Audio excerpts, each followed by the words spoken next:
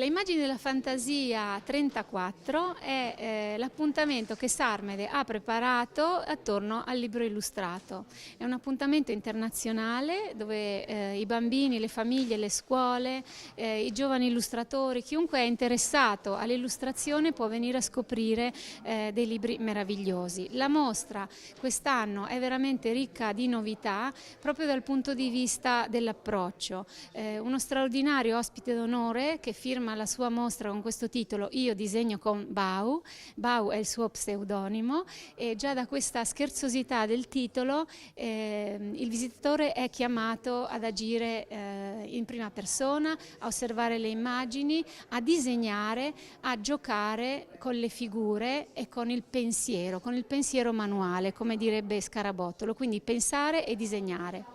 L'altra grandissima novità nella sezione tematica, quest'anno intitolata Figurati il Cile,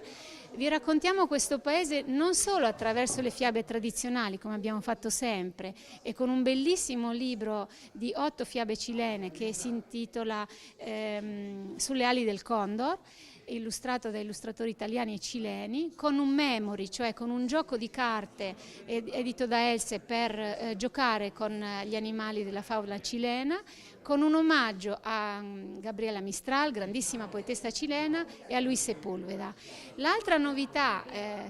tra tutte quelle che vi proponiamo, nella sezione Panorama, che vi presenta 30 libri dal mondo, quindi 30 momenti bellissimi di immersione nell'illustrazione e nella letteratura per l'infanzia, un focus sull'arte, cioè i libri illustrati che vogliono raccontare l'arte ai bambini ma attraverso il fare, cioè l'invito a capire il pensiero di un artista attraverso l'esperienza diretta del disegno.